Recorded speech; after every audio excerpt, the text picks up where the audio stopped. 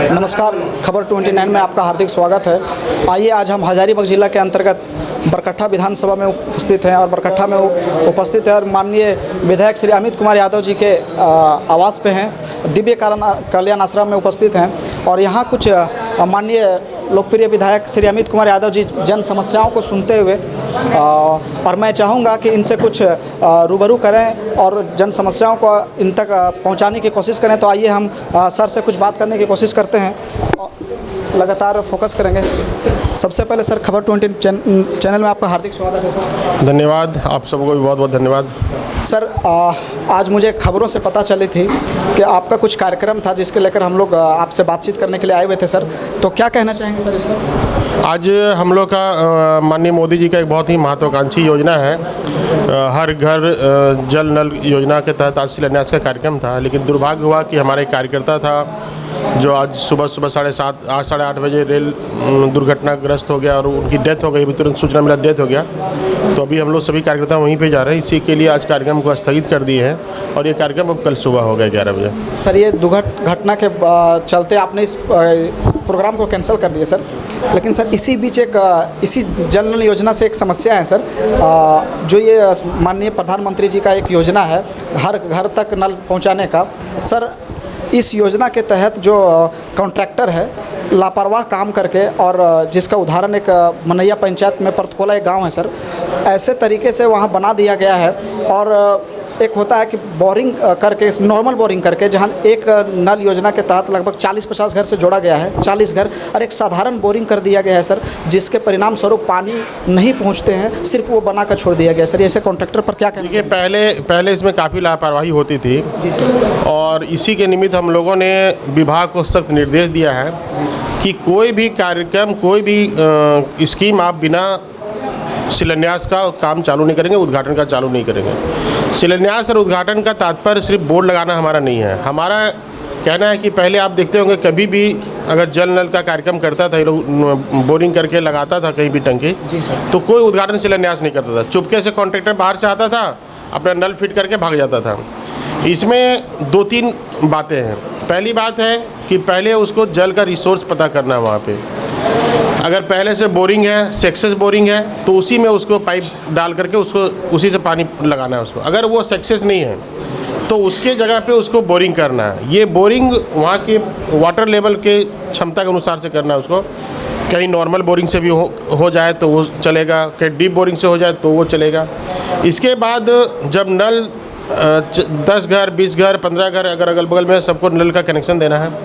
इसके बाद जो महत्वपूर्ण विषय है, 5 साल तक जो कॉन्ट्रैक्टर लगा रहा है उसको 5 साल तक उसका देख रेख करना है और उसी को पानी देना है।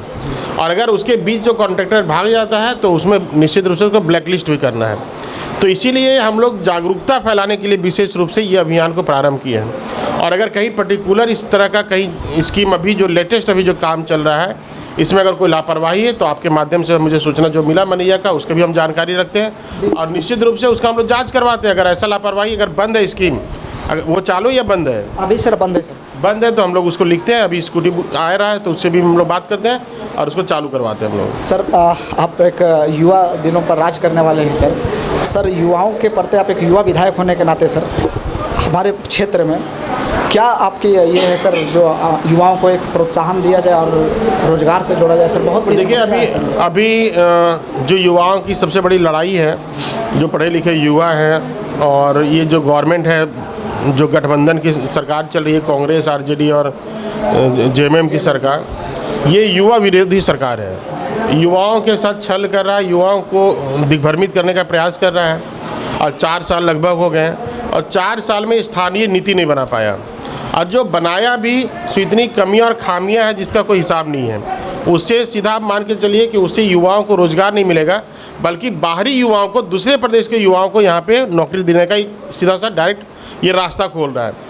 कभी सरकार 1932 के नाम पे बरगलाती है, कभी यहाँ पे ओबीसी के नाम पे बरगलाती है, लेकिन कभी 60-40 के नाम पर बरगलाती है। हमारा कहना है अगर सरकार का मंशा साफ है तो हम लोगों का कहना माने, सभी माननीय सदस्य की भावनाओं को माने, राज्य के युवाओं की भावनाओं को माने और एक लाइन वो लिखे, मुझे नहीं चाहिए 32, मुझे नहीं चाहिए 27%, मुझे नहीं चाहिए स्थानीय नीति, मुझे कुछ नहीं चाहिए। बस एक लाइन वो लिखे वैकेंसी में कि जो भी बहाली होगा राज्य में उसमें स्थानीय निवासी का ही बहाली होगा। स्थानीय निवासी का जो प्रमाण पत्र देगा उसी का बहाली होगा, बात खत्म हो जाएगा।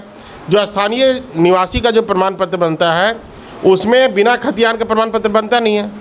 निवास आवास प्रमाण पत्र बनता है क्या? नहीं बनता आवासीय प्रमाण पत्र। तो उसमें सरकार एक लाइन बस जोड़ दे कि यहाँ के 4th ग्रेड और 3rd ग्रेड की बहाली में स्थानीय युवाओं की ही 100% भागीदारी होगी। बस इतना ही तो हम लोग चाहते हैं, और इसकी लड़ाई हम लोग बार बार लड़ते हैं, चाहे सदन में लड़ना हो, चाहे सड़क पर लड़ना हो, चाहे युवाओं के साथ लड़ना हो, और हमेशा लड़ाई लड़ेंगे इसके लिए और युवाओं को इंसाफ दिला के रहेंगे। सर, वर्तमान सरकार की जो आरोप है लगातार विपक्ष हमें काम करने नहीं देती, हमेशा रोकती है, इस पर क्या कहना चाहिए? ऐसा हो सकता है क्या? विपक्ष कभी किसी को रोकता है कि आप डेवलपमेंट के काम नहीं कीजिए? आज मैं बताता हूँ, उदाहरण देता हूँ। आज 3 साल हो गए गंगटियाही का रोड का सेंक्शन हुए, 3 बार टेंडर फाइनल होते होते फिर बोलता है कैंसिल हो गया। 3 बार से टेंडर फाइनल नहीं हो गया, 3 साल हो गया।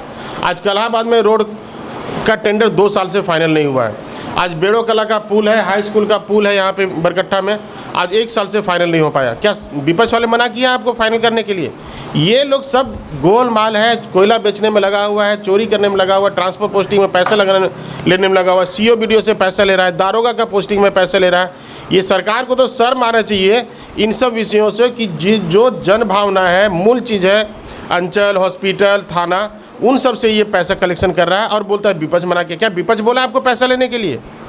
तो ये सब बेतुका बात है। जो असफल लोग होते हैं वो दूसरे पे ही आरोप लगाते हैं। सर, एक और सवाल सर, अब वर्तमान में अभी जो प्रखंड का जो हालात है सर, लोगों की जन समस्याओं को ना सुनकर दलालों बिचौलियों के चक्कर में आकर अधिकारी, मैंने अभी आपको कहा कि जब सरकार डायरेक्ट CMO जब डायरेक्ट अंचल से CO से ट्रांसफ़र के नाम पे, BDO से ट्रांसफ़र के नाम पे, दरोगा से ट्रांसफ़र के नाम से CM हाउस में सीधा पैसा ले, तो आप बताइए कि वो किसका सुनेगा?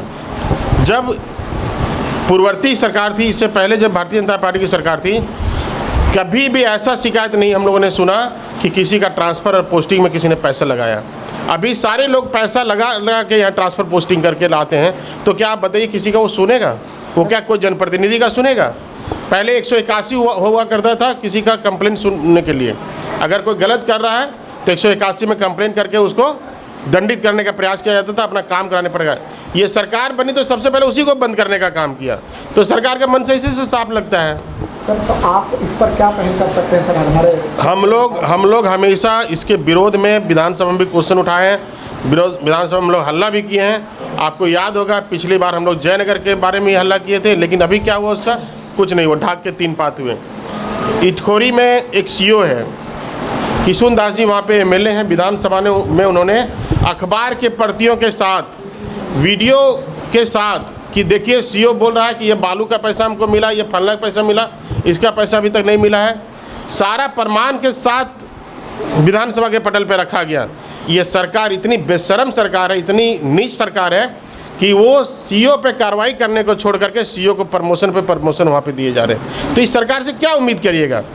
इसलिए सरकार ही भ्रष्ट है, पूरा इसका सिस्टम ही भ्रष्ट है, लेकिन फिर भी इसके विरोध हम लोग संघर्ष हमेशा जारी रखें और संघर्ष कर रहे हैं। सर का साफ आरोप और कहना है कि लगातार ये सरकार किसी भी कार्य को करने में विफल हो रही है, जिसके परिणाम स्वरूप हम लोगों को भी एक वर्तमान प्रतिनिधि होने के बावजूद भी हम लोग की बातों को नहीं सुना जा रहा है। ऐसे बेतुकी सरकार से हमें ये है, लेकिन हम चाहेंगे कि सर आप इस वीडियो के माध्यम से आप अपने क्षेत्र के जो जनता हैं उनकी समस्याओं को आप अवगत हों, और उस अवगत के नाते आप समाधान करने के लिए आप जरूर इस पर सहयोग करें। बिल्कुल, निश्चित रूप से आप लोगों के चैनल के माध्यम से, अखबार, सोशल मीडिया के माध्यम से जो भी हमारे पास खबरें आती है, हम लोग उसके माध्यम से हर समस्या का समाधान करने का प्रयास करेंगे। आप हमारे जनताओं से, अभी जैसे बहुत सारे जनता आए हुए आपसे मिलने के लिए, जन समस्याओं को सुन रहे हैं, ऐसे कोई आप एक डेट निर्धारित करते सर जहां से लोग आपके हमारे चैनल के माध्यम से वीडियो देखते हैं और आप उस दिन यहाँ उपस्थित होते हैं और आप जन समस्याओं को सुनते सर? देखिए, आप पहले देखे होंगे जनप्रतिनिधियों को कि कोई किसी से मिलता नहीं था, जिसके कारण उसका कार्य समाधान नहीं हो पाता था। आप जब भी आएंगे सुबह 8 बजे से 10 बजे तक, कभी भी आप अपना चैनल उठा के आ जाइएगा, सुबह 8 बजे से 10 बजे तक मैं रोज़ जनता दरबार लगाता हूँ और हर एक दिन लोगों की समस्या को मैं सुनता हूँ। मैं इसी चैनल के माध्यम से, इसी वीडियो के माध्यम से सर का जो कहना है कि मैं रोज़ सुबह 8 से 10 तक रहता हूं और जनता की समस्याओं को से मैं अवगत हूं और सुनता हूं और उनके समाधान के लिए मैं यहां रोज़ बैठता हूं। तो मैं इसी प्रकार से और तमाम खबर को जानने के लिए, सुनने के लिए खबर 29 चैनल को सब्सक्राइब करें। धन्यवाद।